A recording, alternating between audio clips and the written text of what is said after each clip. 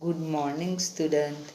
चलो आज हम कक्षा 4 में लेसन 3 किरमिच की गेंद का अध्ययन करते हैं। हम गेंद से अनेक प्रकार के खेल खेलते हैं, तो इस पाठ का केंद्र बिंदु ही एक गेंद है, जिसके कारण दोस्तों के बीच झगड़े की नौबत तक आ जाती है।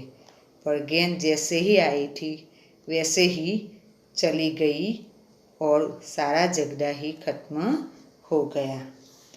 गर्मी की छुट्टियां थी। दोपहर के समय दिनेश घर में बैठा कोई कहानी पढ़ रहा था। तभी पेड़ के पत्तों को हिलाती हुई कोई वस्तु ढंग से घर के पीछे वाले बगीचे में गिरी। दिनेश आवाज़ से पहचान गया कि वह वस्तु क्या हो सकती है। वह एकदम से उठकर बरामदे की चीख सरकाकर बगीचे की ओर भागा। गर्मी की छुट्टियां थी, यानी कि वैकेशन था और दोपहर का समय था, आफ्टरनून था। तो दिनेश घर में बैठा बैठा कहानी पढ़ रहा था, स्टोरी पढ़ रहा था। तभी पेड़ के पत्तों को हिलाती हुई कोई वस्तु ढंग से घर के पीछे वाले बगीचे में गिरती है और इसकी आवाज़ दिनेश सुनता है। दिनेश आवाज़ से ही पहचान जाता है कि वह वस्तु क्या है, तो उसको लेने के लिए वो बरामदे की ओर जाता है और फिर बगीचे की ओर भागता है। अरे अरे बेटा, कहाँ जा रहा है? बाहर लू चल रही है। दिनेश की माँ मशीन चलाते चलाते एकदम जोर से बोली, परंतु दिनेश रुका नहीं। उसने पैरों में चप्पल भी नहीं पहनी। जून का महीना था। धरती तवे की तरह तप रही थी, पर दिनेश को पैरों के जलने की भी चिंता नहीं थी। वह जहाँ से आवाज़ आई थी वहीं और भाग चला।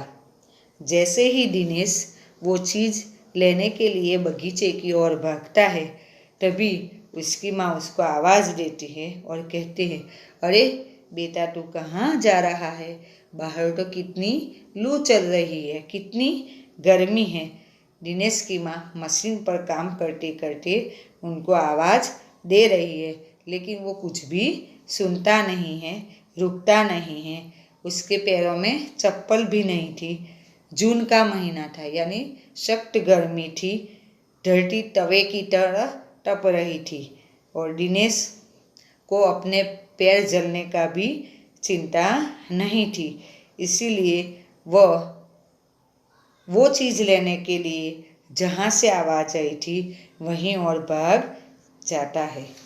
सामने की क्यारी में भिंडियों के ऊंचे ऊंचे पौधे थे। एक और सीताफल की घनी बेल फैली हुई थी। क्यारियों के चारों ओर हरे हरे केले के वृक्ष लहरा रहे थे। दिनेश ने जल्दी जल्दी भिंडियों के पौधे को उल्टाना पलटाना आरंभ किया। जब वहाँ कुछ नहीं मिला तो उसने सारी सीताफल की बेल छान मारी। वह गेंद लेने के लिए बगीचे की ओर से जहाँ आवाज़ आई थी वहाँ भागता है, तो उसके सामने ही बगीचे में भिंडियों की क्यारी में ऊंचे ऊंचे पौधे थे और साथ में एक सीताफल की घनी बेल फैली हुई थी। वो चारों ओर क्यारियों और चारों ओर हरे हरे केले के वृक्ष भी लहरा रहे थे। दिनेश जल्दी जल्दी वो चीज़ को ढूंढने लगता है और सभी पौधों को उलट पुलटना शुरू कर देता है। फिर भी उसको कुछ नहीं मिलता। वो पूरी सारी सीताफल की बेल छान मारता है, फिर भी उनको कुछ नहीं मिलता। बराबर में ही घुसने गड्ढे बना रखे थे। ढूंढते ढूंढते जब उसकी निगाह उधर गई तो उसने देखा कि गड्ढे के ऊपर ही एक बिल्कुल नई चमचमाती किरमिच की गेंद पड़ी है। जैसे ही वो सीताफल की बेल को छान मारता है, लेकिन उसको कुछ भी नहीं मिलता। उसके ही बराबर घूस यानी चूहे से जो बड़ा जानवर होता है उसको क्या कहते हैं? घूस। तो उसने एक बड़ा गड्ढा बनाया हुआ है। ढूंढते ढूंढते उसकी नज़र वो गड्ढे पर जाती है और वहाँ उसको एकदम बिल्कुल नई चमचमाती किरमिच की गेंद मिलती है।